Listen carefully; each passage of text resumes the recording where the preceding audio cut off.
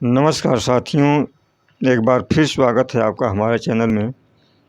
आज हम Robert T Kiyosaki द्वारा लिखित 21वीं सदी का व्यवसाय की पुस्तक से 8वें अध्याय की हम बात करेंगे, जिसमें नेटवर्क मार्केटिंग के बारे में जो रॉबर्ट जी समझाते हुए कहते हैं कि यह आमदनी के बारे में नहीं है, यह तो उन संपत्तियों के बारे में है जिनसे आमदनी उत्पन्न होती है। नेटवर्क मार्केटिंग का मूल्य बहुत से लोग नहीं समझ पाते हैं।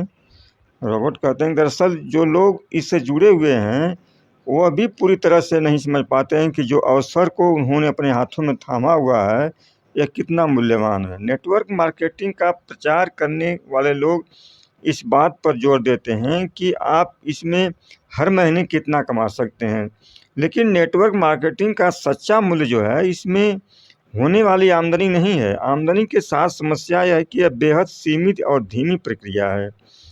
जैसे 1 घंटे काम करिए और $1 कमाइए, 2 घंटे काम करिए, $2 कमाइए, यानी आप रुक नहीं सकते, क्योंकि यह एक जाल है। कुछ लोग समझते हैं कि ज़्यादा आमदनी कमाने से हम जाल से बाहर निकल जाएंगे। ज़्यादा आमदनी कमाने से आपका बुनियादी तथ्य जो है नहीं बदलता है, क्योंकि आमदनी आपके बिना नहीं होती है। आप वहाँ रहेंगे तो आमदनी होगी, नहीं रहेंगे तो आमदनी बंद हो जाएगी। इसलिए बी और आई का जो क्वाड्रेंट का जो स्रोत है, आमदनी आने का स्रोत है, उसका मकसद सिर्फ आमदनी कमाना नहीं होता है, बल्कि ज़्यादा से ज़्यादा संपत्ति का मालिक बनकर उस संपत्ति से निष्क्रिय आमदनी प्राप्त करना होता है। आपकी संपत्ति ही निष्क्रिय आमदनी का जरिया बनती है। आपकी कोई चीज़ संपत्ति है या दायित्व है, कैश फ्लो से तय होता है। आपकी हर चीज़ या तो आपको पैसा कमा कर देती है या आपकी जेब से पैसा निकालती है। जो चीज़ आपको पैसा कमा कर नहीं देती है वह संपत्ति नहीं है। रॉबर्ट कहते हैं कि जो चीज़ आपको पैसे कमा कर नहीं देती, इस समझिए कि वो संपत्ति नहीं है। मैं इसको और सरलता से बताऊं कि संपत्ति क्या होती है। अधिकांश लोग इसके बारे में भ्रमित होते हैं, वे इसे उल्टा समझ लेते हैं। वे सोचते हैं कि संपत्ति वो होती है जिसका कोई मूल्य होता है। देखिए, समस्या मूल्य शब्द में ही छिपा है। मान लीजिए आपके मकान का मूल्य 10 लाख रुपए है। अब आपसे सवाल किया जाए कि हर महीने मकान से आपको कितनी आमदनी होती है, आप कहेंगे कुछ नहीं, बल्कि हर महीने हमारे जेब से कुछ खर्च ही हो जाता है मरम्मत आदि में। इसका मतलब ये हुआ कि आपका मकान जो है संपत्ति नहीं बल्कि दायित्व है। अगर आप कहते हैं मेरे मकान का मूल्य 10 लाख है जो आगे चलकर 20 लाख का हो जाएगा, तो रॉबर्ट कहते हैं कि चलिए ठीक है, आपका मकान आगे 20 लाख का हो जाएगा, 20 लाख में बेच दिया आपने, लेकिन इसके बाद आप कहाँ रहेंगे? जाहिर है बेचने से मिली रकम से दूसरा मकान खरीदेंगे, तो उस मकान का मूल्य भी तो बढ़ गया। यानी कि वास्तविक जो रकम है वो कहाँ है जिसको आप खर्च कर सकें, अपने हाथों में थाम सकें, मनपसंद चीज़ें खरीद सकें, वह आमदनी है ही नहीं। इसलिए अच्छी तरह जान लें, आपका मकान संपत्ति नहीं है, यह ज़मीन में बना हुआ एक गड्ढा है जिसमें आप अपना पैसा उड़ेलते हैं। इसलिए अपनी संपत्ति और ज़मीन के गड्ढे के फ़र्क को समझ लीजिए। संपत्ति वह चीज़ है जो आपके लिए काम करती है ताकि आपको जीवन भर काम ना करना पड़े। मेरे गरीब डैडी हमेशा कहते थे नौकरी के लिए मेहनत करो, और मेरे अमीर डैडी कहते थे संपत्तियां बनाओ। बी क्वाड्रेंट का जीवन शक्तिशाली होता है, क्योंकि जब आप बिजनेस बनाते हैं तो दरअसल एक संपत्ति बना रहे होते हैं। रॉबर्ट कहते हैं कि मैं नौकरी में कड़ी मेहनत करने को तैयार नहीं हूँ, लेकिन किसी संपत्ति बनाने के लिए कड़ी मेहनत करने के लिए मैं हमेशा तैयार रहता हूँ। किसी व्यवसाय या मालिक बनने का मतलब संपत्ति का मालिक बनना है। नौकरी में आप आमदनी कमाते हैं, नेटवर्क मार्केटिंग में आप संपत्ति बनाते हैं।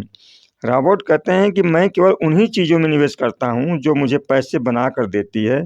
लोग समझते हैं कि उनके लिए पहले नंबर की संपत्ति व्यवसाय और दूसरे नंबर की संपत्ति रियल एस्टेट होती है। रियल एस्टेट के कैश फ्लो और कैपिटल गेन के फ़र्क को समझना होता है। काफ़ी लोग इस फ़र्क को नहीं समझते हैं। जब वे निवेश करते हैं तो कैपिटल गेन या मुनाफे के लिए निवेश करते हैं।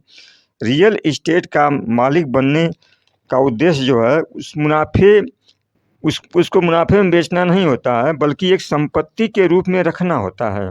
मान लीजिए आप 1 लाख में कोई प्लाट खरीदें और उसे 2 लाख में बेच देते हैं तो वह संपत्ति नहीं है। रॉबर्ट कहते हैं कि आपके लिए सिर्फ 1 लाख का मुनाफा हुआ, इसकी खातिर आपने एक संपत्ति बेच दी, आपने उस संपत्ति की हत्या कर दी। यह तो पैसे की खातिर अपनी गाय बेचने जैसा होता है, जबकि आपको चाहिए कि गाय का मालिक बन करके दूध बेचें। रॉबर्ट नौकरी की संपत्ति नहीं माना है। रॉबर्ट ने नौकरी को जो है संपत्ति नहीं माना है, क्योंकि आप इसे बेच नहीं सकते, आप इसे किराए पर नहीं उठा सकते। तो आपके जीवन में आपने जीवन के कई दशक जो है किसी ऐसी चीज़ को बनाने में बर्बाद क्यों करें जो संपत्ति नहीं है। इसे समझने में कोई गलती ना करें। जब आप नौकरी करते हैं तो एक संपत्ति बना रहे होते हैं, लेकिन वह संपत्ति आपकी नहीं होती है, वो किसी और की होती है। बस आपके दिमाग में यह विचार गहराई से डाला गया है कि अच्छी नौकरी में आंतरिक मूल्य होता है।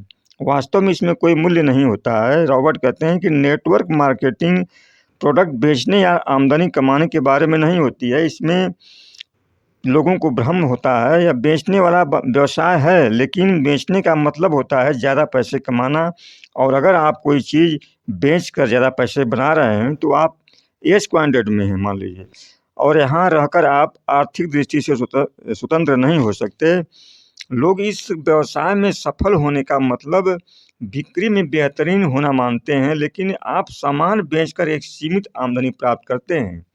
नेटवर्क मार्केटिंग का मूल्य जो है नेटवर्क मार्केटिंग का मूल मुद्दा प्रोडक्ट बेचना नहीं, बल्कि नेटवर्क बनाना होता है। जब आप स्वतंत्र प्रतिनिधियों की सेना बना लेते हैं तो आपके पास एक संपत्ति बन जाती है जो आमदनी उत्पन्न करती है।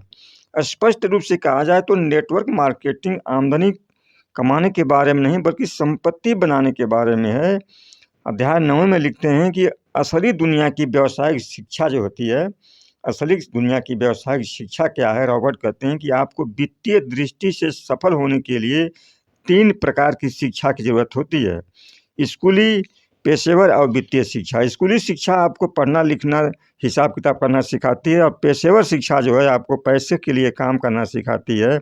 वित्तीय शिक्षा वह होती है जिसे आप सीख पाते हैं कि पैसे के लिए खुद काम करने के बजाय पैसे से अपने लिए काम कैसे कराया जाए।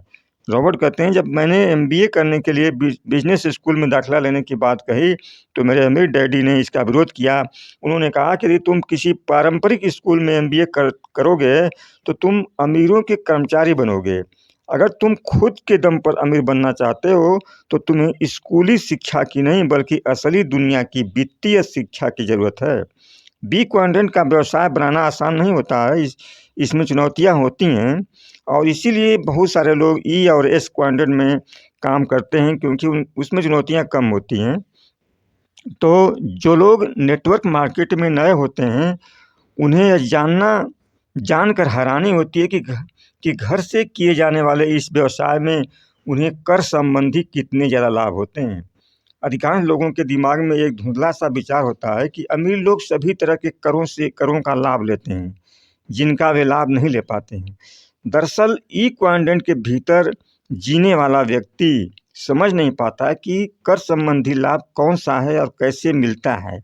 अपने खाली समय में नेटवर्क मार्केटिंग व्यवसाय शुरू करके और नियमित नौकरी में रहकर आप कर संबंधी लाभ ले सकते हैं। पार्ट टाइम व्यवसाय करने वाला व्यक्ति एक कर्मचारी के मुकाबले ज़्यादा छूट ले पाता है।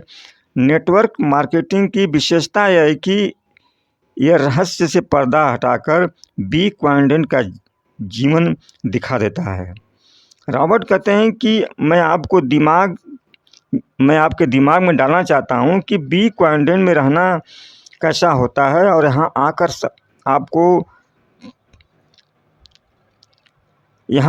आपको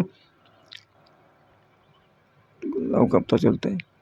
आपके जीवन में सफलता की कुंजी आपकी शिक्षा और योग्यता होती है।